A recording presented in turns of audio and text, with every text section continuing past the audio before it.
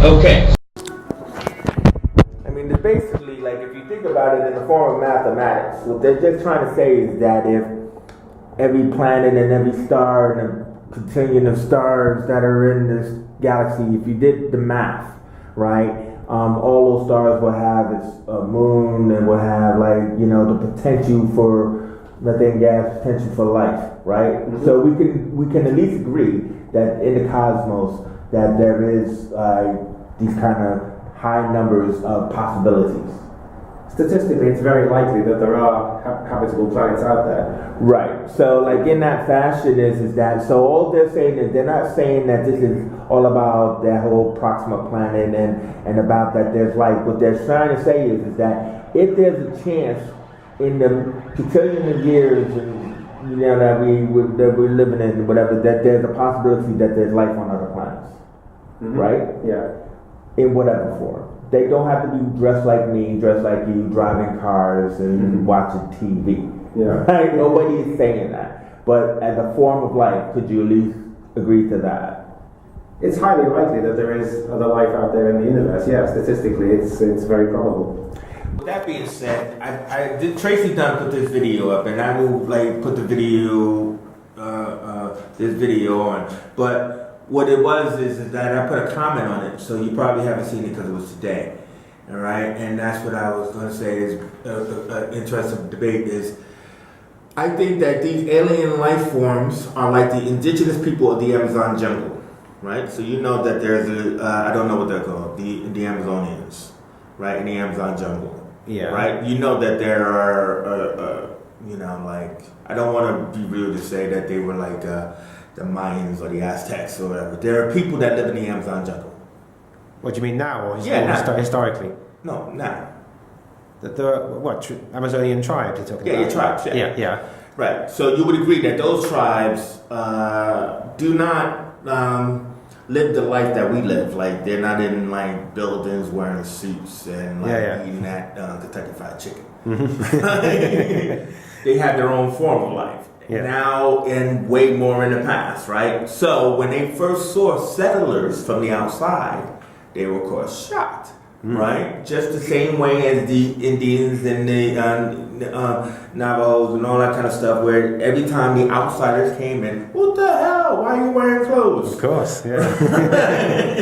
What I'm trying to say is this video made me think of that, because just because you exist doesn't mean you have to migrate, right? So we have all forms of life on this planet that are migration focused, right?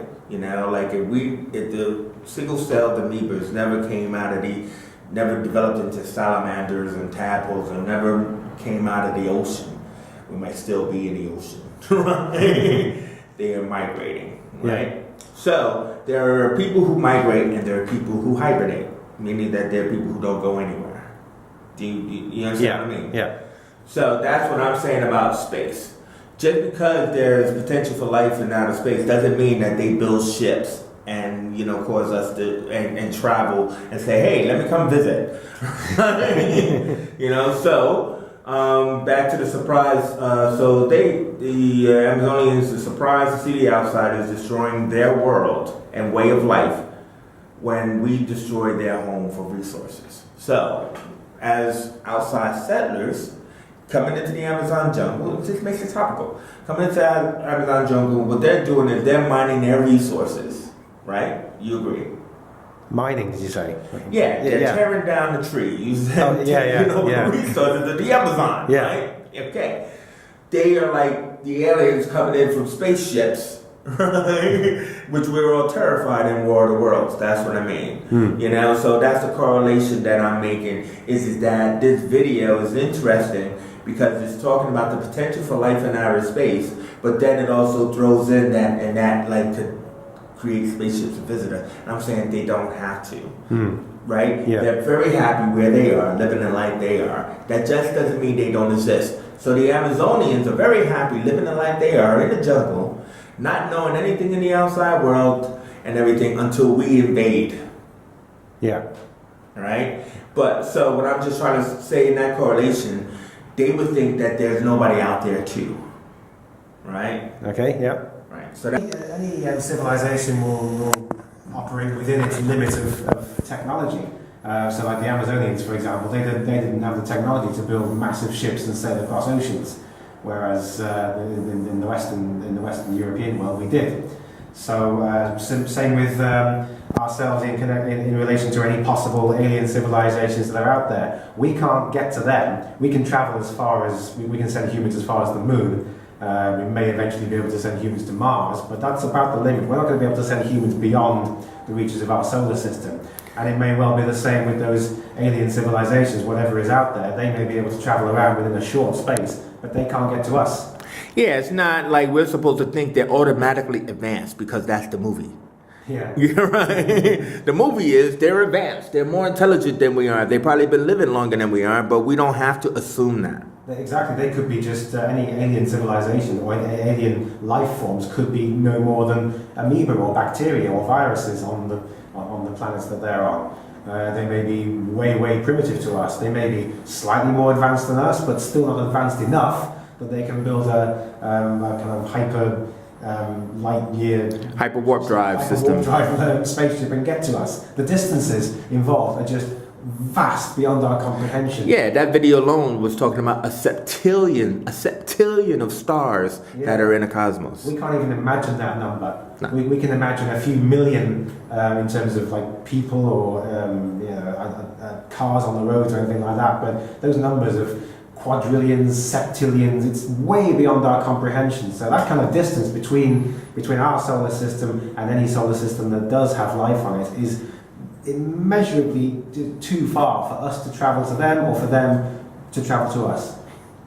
So the debate actually is that does life exist in outer space, right? And if it does it have to migrate? No.